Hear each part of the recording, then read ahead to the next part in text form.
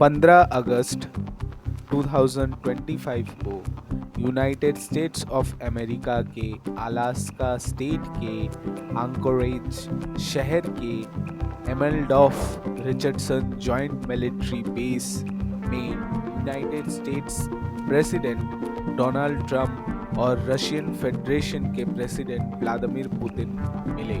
तो क्या इस मीटिंग के बाद Donald Trump Nobel peace prize के और करीब हो गए या फिर दूर? तो आइए जानते हैं आज के इस जियोपोल के स्पेशल एपिसोड में कि 15 अगस्त में अलास्का में क्या हुआ। मेरा नाम है सैशब और आप देख रहे हैं द जियोपोल।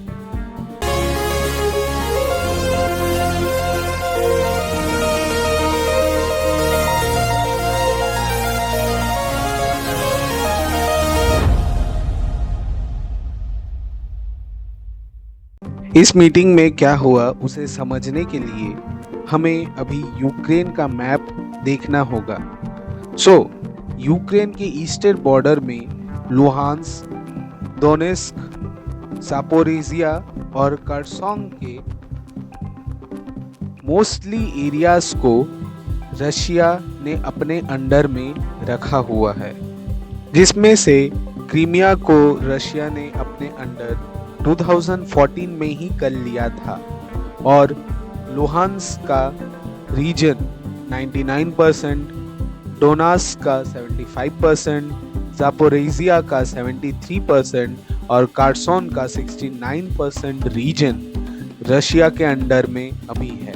मतलब उस एरिया को अभी रशिया कंट्रोल कर रहा है। अगर हम मैप को ठीक से देखें तो जापोरिजिया और खरसोन यूक्रेन के लिए इम्पॉर्टेंट है, क्योंकि ये दोनों रीजन यूक्रेन को ब्लैक सी से जोड़ते हैं और जापोरिजिया न्यूक्लियर पावर प्लांट भी इसी रीजन में आता है। और अगर ये पावर प्लांट किसी भी तरह से रशिया के हाथों चला गया तो ये यूरोप के लिए बहुत बड़ा खतरा बन सकता है। लेकिन अगर हम अलास्का में हुए मीटिंग की बात करें तो वो एक ब्लंडर जैसा ही दिख रहा है, जिसका कोई रिजल्ट ही नहीं निकला। इस मीटिंग में पुतिन और ट्रम्प के बीच मोस्टली पर्सनल बातें ही हुई, जिसमें मीडिया का कोई इन्वॉल्वमेंट ही नहीं था। उसके बाद जब प्रेस कॉन्फ्रेंस भी हुई तो उसमें दोनों ने मीडिया से कोई भी क्वेश्चन नहीं लिया, बस अपना बोल के वो वहाँ से निकल गए। Mr. President, ladies and gentlemen, our negotiations have been held in a constructive atmosphere of mutual respect. We have very thorough negotiations that were quite useful. I would like to thank once again my American counterpart for the proposal to travel out here to Alaska. It only makes sense that we've met here because our countries, though separated by the oceans, are close neighbors. So when we've met, when I came out of the plane and I've said, "Good afternoon, dear neighbor. Very good to see you. In good health and to see you alive." I think that is very neighborly. And I think that's some kind words that we can say to each other. We're separated by the Strait of Bering, though there are 2 islands only between the Russian island and the U.S. island. They're only 4 kilometers apart. We're close neighbors, and it's a fact. It's also important that Alaska has to do with our common heritage, common history between Russia and the U.S., and many positive events have to do with that territory. Still, there is tremendous cultural heritage back from the Russian America. For example, Orthodox churches and a lot of more than 700 geographical names of Russian origin. During the Second World War, it was here in Alaska that was the origin of the legendary air bridge for the supply of military aircraft and other equipment under the Lend-Lease program. It was a dangerous and treacherous route over the vast emptiness of ice. However, the pilots of both countries did everything to bring closer the victory. They risked their lives and they gave it all for the common victory.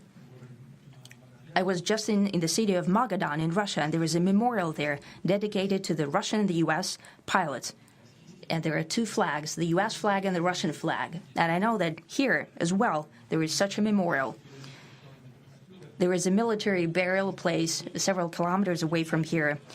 The Soviet pilots are buried there who died during that dangerous mission. We're thankful to the citizens and the government of the U.S. for carefully taking care of their memory. I think that's very worthy and noble. We'll always remember other historical examples when our countries defeated common enemies together in the spirit of battle camaraderie and allyship that supported each other and facilitated each other. I'm sure that this heritage will help us rebuild and foster mutually beneficial and equal ties at this new stage, even during the hardest conditions. It is known that there have been no summits between Russia and the U.S. for 4 years, and that's a long time.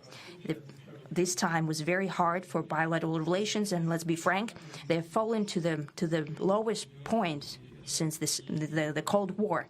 I think that's not benefiting our countries and the world as a whole.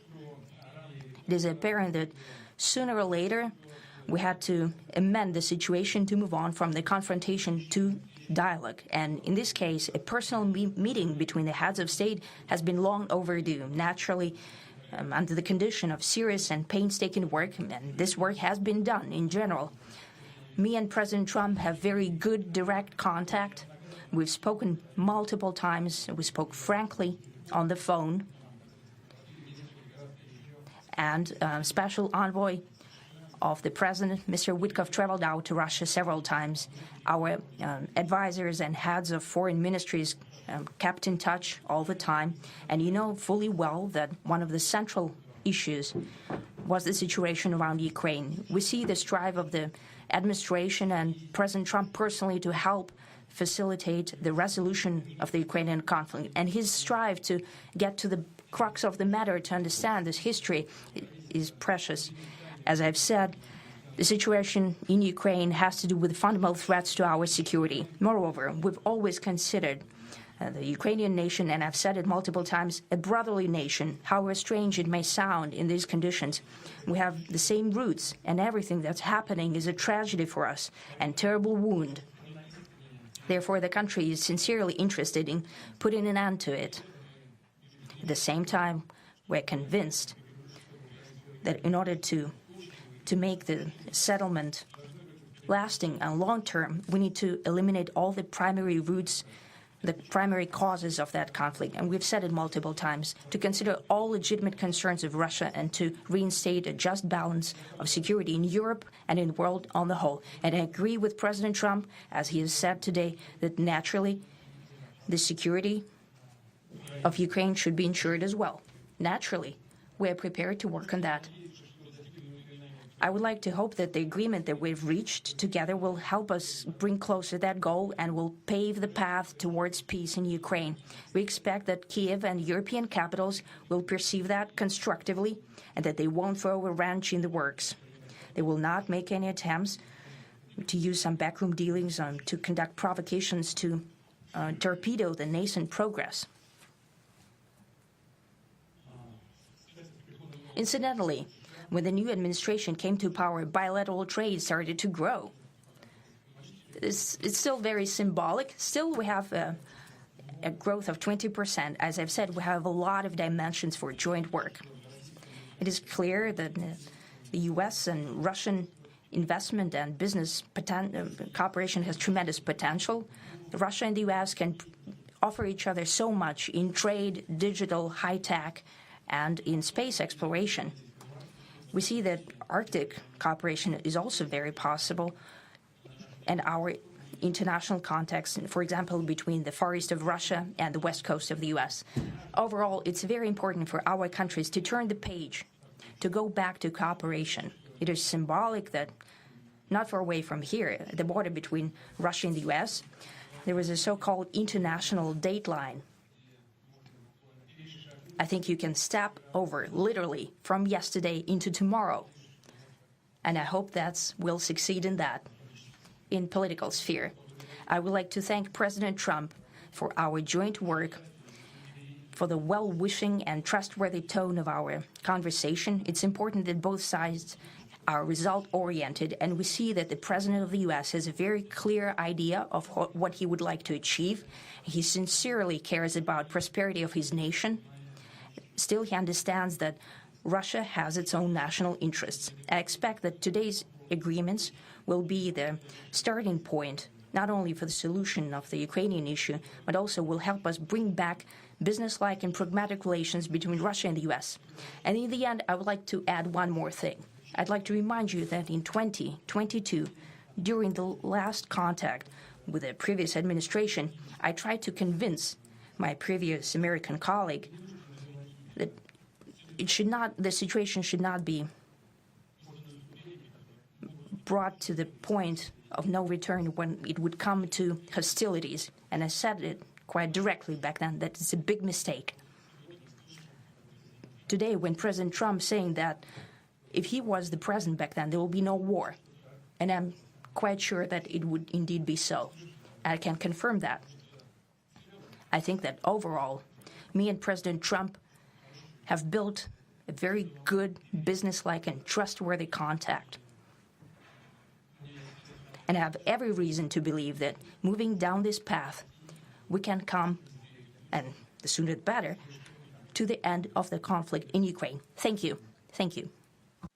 Well, thank you very much, Mr. President. That was very profound. And I will say that I believe we had a very productive meeting. There were many, many points that we agreed on, most of them, I would say, a couple of big ones that we haven't quite gotten there, but we've made some headway.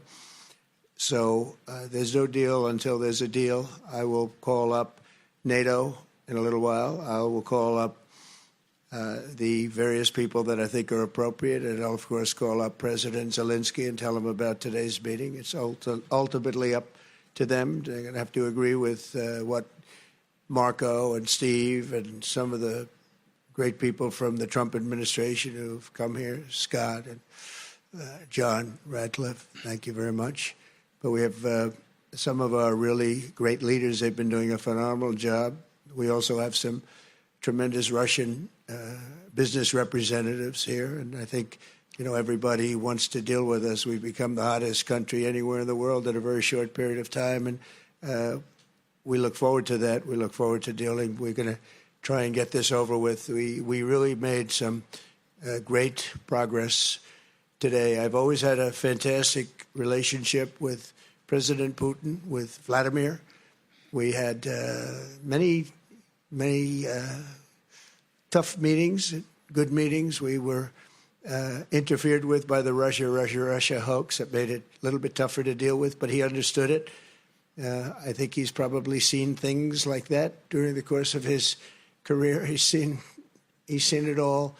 But we had to put up with the Russia hoax. He knew it was a hoax, and I knew it was a hoax. But what was done was very criminal. But it made it harder for us to deal as a country in terms of the business and all of the things that we'd like to have dealt with. But we'll have a good chance when this is over. So just to put it very quickly, I'm going to start making a few phone calls and tell them what happened. But we had an extremely productive meeting, and many points were agreed to. There are just a very few that are left. Some are not that significant. One is probably the most significant, but we have a very good chance of getting there. We didn't get there, but we have a very good chance of getting there. I would like to thank President Putin and his entire team, whose faces, who I know in many cases, other than that, whose faces I get to see all the time in the newspapers. You're almost as famous as the boss, but especially this one right over here.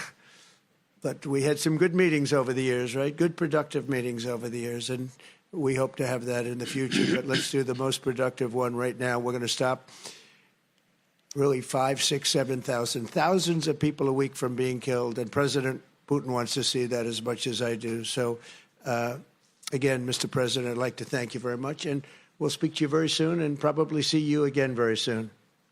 Thank you very much, Vladimir. Next time in Moscow.